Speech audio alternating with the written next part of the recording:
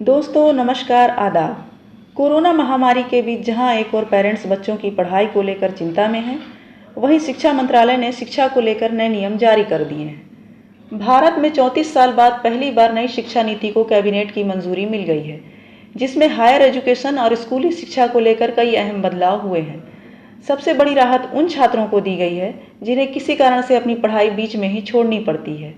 अब उनके लिए नई शिक्षा नीति में एक तय समय सीमा में वापस आने और सर्टिफिकेट या डिप्लोमा का विकल्प दिया गया है।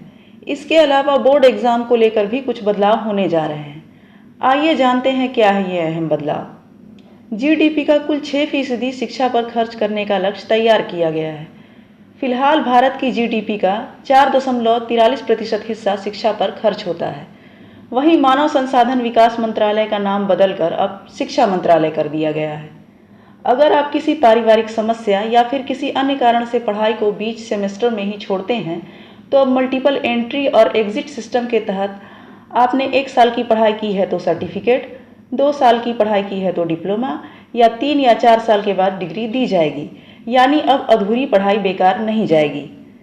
अगर आपने पढ़ाई बीच में छोड़ दी और वापस कुछ महीने या कुछ साल बाद उसे पूरा करना चाहते हैं, तो उसका भी प्रावधान है।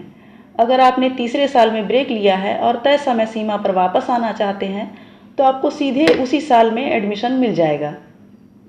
रिसर्च में जाने वालों के लिए भी नई व्यवस्था की गई है। इसके लिए 4 साल के डिग्री प्रोग्राम का विकल्प दिया जाएगा। यानी 3 साल के साथ 1 साल एमए करके एमफिल करने की ज़रूरत नहीं होगी। अब सीधे पीएचडी में जा सकते हैं।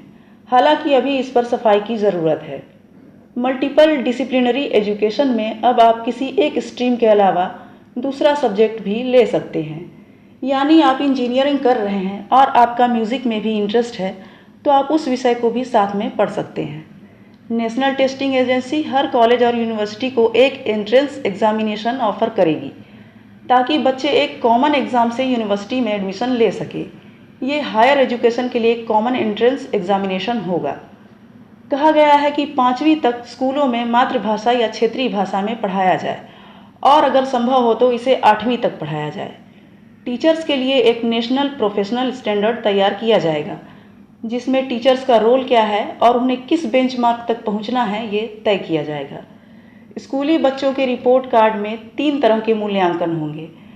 पहला मूल्यांकन बच्चा खुद करेगा, दूसरा उसके क्लासमेट करेंगे और तीसरा टीचर्स करेंगे। इस रिपोर्ट कार्ड में बच्चे की लाइफ स्किल पर भी चर्चा होगी।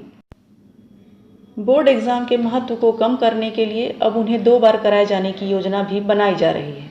वहीं बोर्ड एग्ज़ाम में हर सब्जेक्ट को 2 लेवल पर ऑफर किया जा सकता है। बोर्ड एग्ज़ाम के लिए कहा गया है कि इसमें सिर्फ नॉलेज टेस्ट की जाएगी।